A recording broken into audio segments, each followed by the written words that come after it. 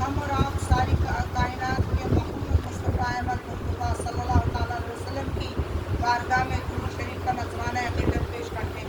ان اللہ و ملائکتہ یصلون علی النبی یا ایھا الذین آمنوا صلوا علیہ وسلم۔ یہ نور کی محفل ہے۔ اللہم صلی علی سیدنا شفیعنا مولانا محمد وبارک وسلم۔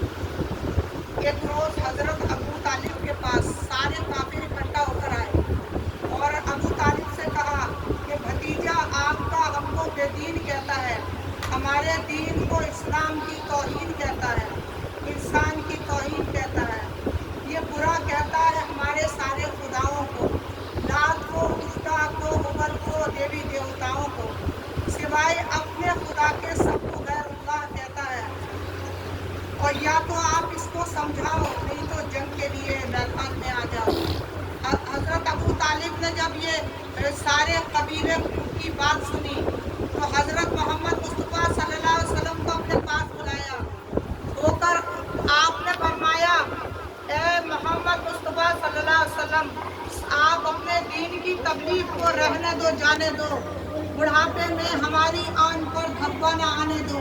میں بوڑھا ہوں، اکیلا خود عرب سے لڑ نہیں سکتا، اگر میں اڑ بھی جاؤں تو سارا قبیلہ اڑ نہیں سکتا، میرے ہاتھ اڑ نہیں سکتا۔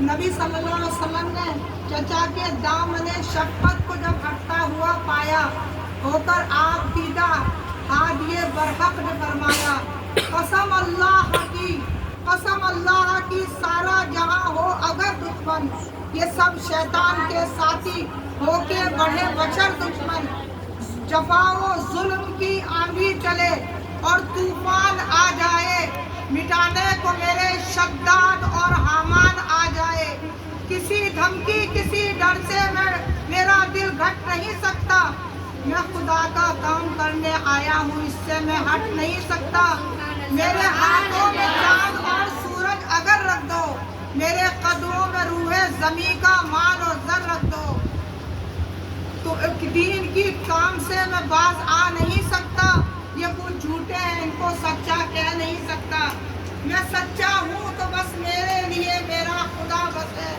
کسی امداد کی حاجت نہیں، اس کی رضا بس ہے، میرا دین حق، میرا دین اسلام، میرا ایمان برحق حق تعالی ہے، وہی آغاز کو انجام تک پہنچانے والا ہے۔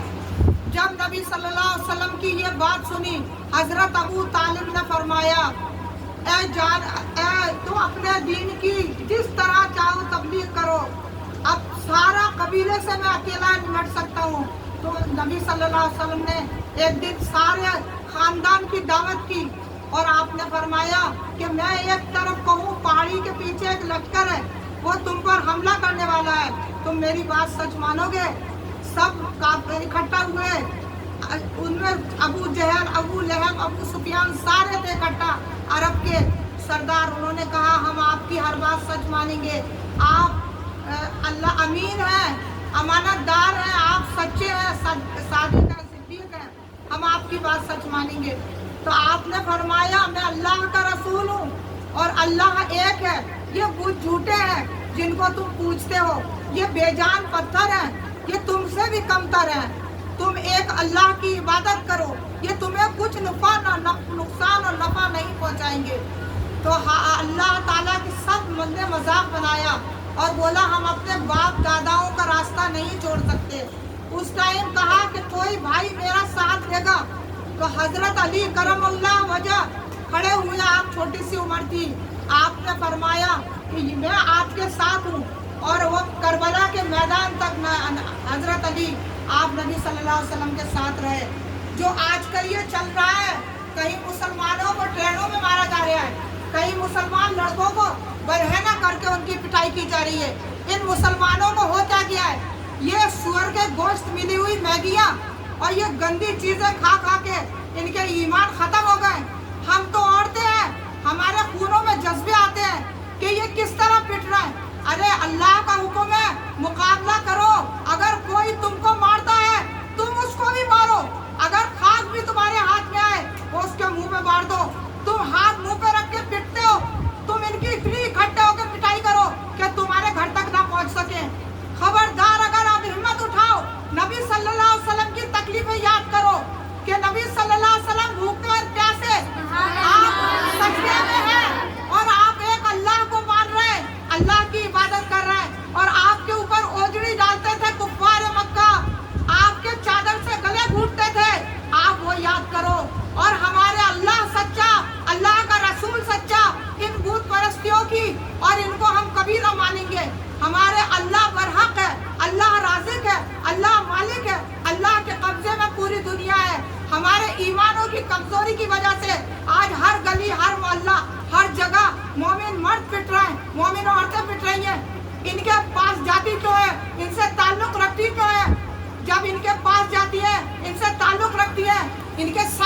खाती हैं तो फिर इनके जूते भी खाती हैं।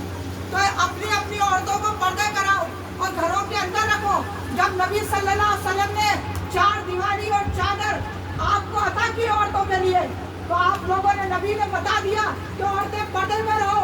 तो औरतें क्यों बाहर फिरती हैं कुत्तों की तरह और पिटती हुई? हम मुसलमान औरतें शर्मिंदा होते हैं। अरे हमको इजाजत है कोई गवर्नमेंट? इन्होंने कितने मुल्क खत्म करेंगे? इन्होंने फिलिस्तीन खत्म कर दिया, इराक खत्म कर दिया, सीरिया खत्म कर दिया। ये सब चालाकियां हैं, ये मिल मिल के काम कर रहे हैं। अब हिंदुस्तान के मुसलमानों के पीछे पड़ गए। ये सब इसराइल की चालें हैं। इसराइल वहां बैठ के अपनी गोटियां खेल रहा है। हिंदुस्तान में उसके एजेंट हैं जो काम कर रहे हैं उसके लिए। क्या इनकी हिम्मत कैसे है कि लड़कों के ऊपर हाथ उठाते हैं, रेलों में बांटते हैं, इनके बाप का नाम चलते हैं? हिंदुस्तान इनका है तो हमारा भी है, हम भी हिंदुस्तान की मिट्टी में ही है। बिल्कुल ये बर्दाश्त नहीं होगा, बिल्कुल ये बर्दाश्त नहीं होगा कि हमारे मुसलमानों को हाथ उठाया जाए। आप मुकाबले में आएंगे,